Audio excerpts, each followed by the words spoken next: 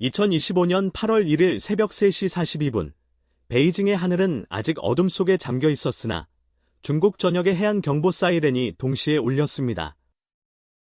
그 시작은 멀리 러시아 캄차카 해역에서 발생한 규모 8.8의 초대형 해저 지진이었습니다. 지진 발생 직후 중국 해양국은 황급히 황색 쓰나미 경보를 발령했으나 당시만 해도 사람들은 2011년 일본 동일본 대지진처럼 높아야 3m 파도 정도일 것으로 예상했습니다.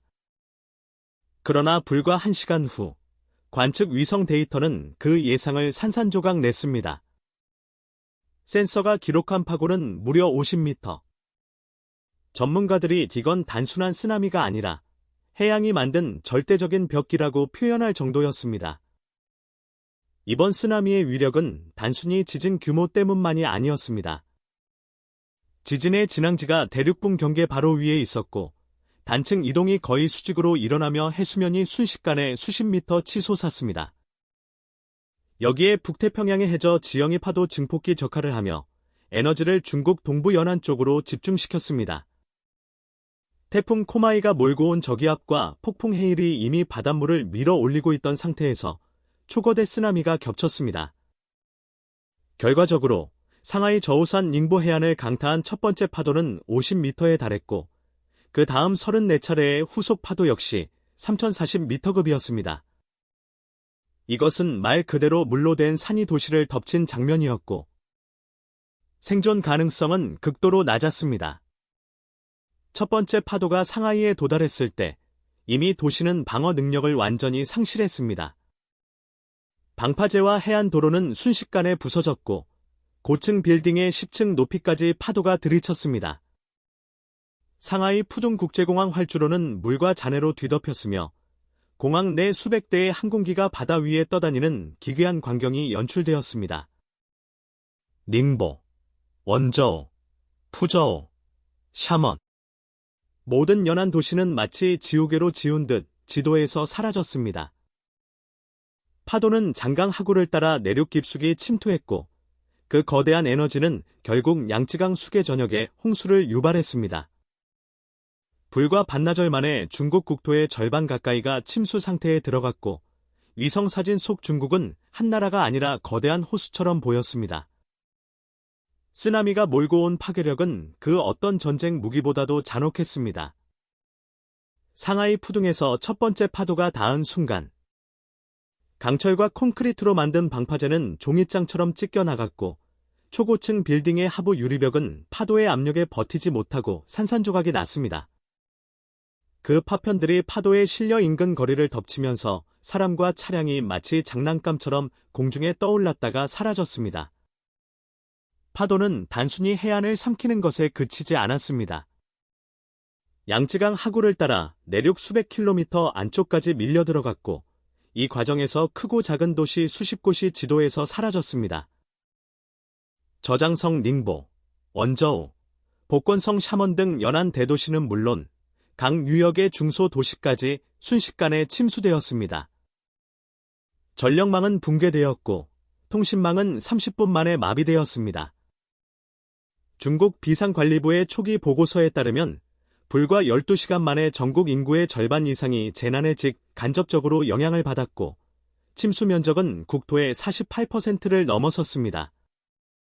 공식 실종자는 380만 명이지만 현장 구조되는 기 수치는 현실의 절반에도 못 미친다고 토로했습니다. 상하이 시내 일부 지역에서는 파도에 휩쓸린 건물들이 무너져 내리면서 잔해 더미 속에 수천 명이 매몰되었습니다. 경제 피해 또한 상상을 초월합니다. 중국 재정부의 1차 추산에 따르면 직접 피해액만 별표 4조 위안, 한화 약 770조 원, 별표를 넘어섰으며 이는 2025년 중국 GDP의 10%에 해당하는 규모입니다. 곡창지대였던 장강 유역의 농경지는 완전히 사라졌고 가을 수확은 전면 불가능해졌습니다. 이미 국제 곡물 선물 시장은 패닉 상태에 들어갔고 옥수수와 쌀 가격은 하루 만에 20% 이상 폭등했습니다. 더 끔찍한 것은 환경 피해입니다. 쓰나미가 휩쓸고 간 지역에는 정유 공장, 화학 저장고, 폐기물 매립지가 있었고 이곳에서 흘러나온 독성 물질이 바닷물과 뒤섞여 죽음의 수역을 만들었습니다. 해안선 수백 킬로미터에 걸쳐 죽은 물고기들이 둥둥 떠다녔고 상하이와 닝보 앞바다는 악취로 뒤덮였습니다. 전문가들은 이 지역 해양 생태계가 회복되려면 최소 50년 이상 걸릴 것이라고 경고했습니다. 재난 발생 직후 SNS와 위챗, 웨이보에는 구조 요청 영상이 폭발적으로 올라왔습니다. 여기는 푸둑. 물이 허리까지 찼어요. 제발 구해주세요. 아이들이 옥상 위에서 떨고 있어요.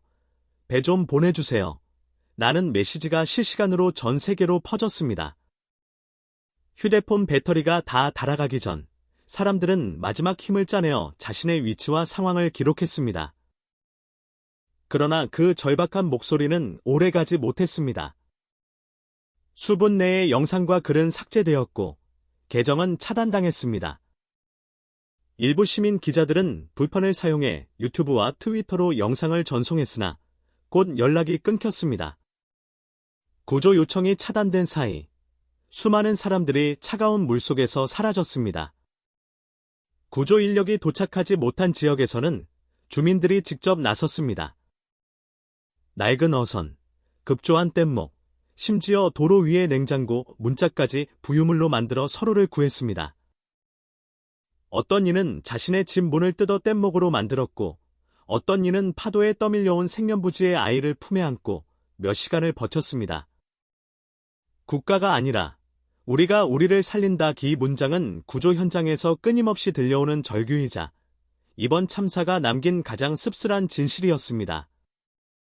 상하이 인근의 한 구조 현장에서 한 남성이 휴대폰 카메라를 켜고 울먹이며 이렇게 말했습니다. 제 어머니는 이틀 전부터 구조를 기다리셨지만 아무도 오지 않았습니다. 오늘 아침 물이 차오르자 결국 손을 놓았습니다. 그녀는 제 눈앞에서 사라졌습니다. 이 짧은 영상은 전 세계 SNS에 공유되며 수백만 명의 마음을 울렸습니다. 국제사회에서는 자원봉사자들과 민간 구조팀이 중국으로 향하겠다는 의사를 밝혔으나 중국 당국은 내부적으로 충분히 대응 가능하다며 대부분의 제안을 거부했습니다. 그 사이에도 물은 여전히 거리를 덮고 사람들의 외침은 파도 속에 묻혀만 갔습니다. CNN, BBC, 를 비롯한 전 세계 주요 언론은 이 사건을 인류 역사상 전례 없는 해양 재난으로 규정했습니다. 일본과 한국, 대만은 긴급 구조대를 편성해 지원 의사를 밝혔지만 중국 당국은 내부적으로 충분히 대응 가능하다며 이를 거부했습니다. 유럽과 미국의 전문가들은 중국이 결국 자연과의 싸움에서 대가를 치르고 있다고 지적하며 환경 파괴와 무분별한 연안 개발, 기후변화 대응 실패가 이런 재앙을 불렀다고 분석했습니다. 글로벌 금융시장은 즉각 반응했고 아시아 주요 증시는 하루 만에 15% 이상 폭락했습니다. 8월 2일 밤, 중국 동부 해안은 여전히 바닷물에 잠겨 있었습니다. 쓰나미가 휩쓸고 간 자리에는 물과 침묵만이 남았습니다. 건물 잔해 사이를 떠다니는 인형, 부서진 배, 그리고 이름 모를 희생자들의 유품들이 바람에 흔들렸습니다. 이 재앙은 단순한 자연재해가 아니라 인간의 오만과 준비 부족, 그리고 정보 은폐가 빚어낸 총체적 실패였습니다. 바다는 경고 없이 오지 않습니다. 그 신호를 무시한 대가는 이렇게 참혹하게 돌아옵니다. 감사합니다. 이 영상을 끝까지 시청해주신 여러분께 깊이 감사드립니다. 더 많은 속보와 재난 현장 소식을 받아보시려면 구독과 알림 설정 부탁드립니다. 앞으로도 가장 빠르고 정확한 국제재난 뉴스를 전해드리겠습니다. 여러분의 작은 관심과 공유가 어딘가에서 구조를 기다리는 누군가의 생명을 살릴 수 있습니다.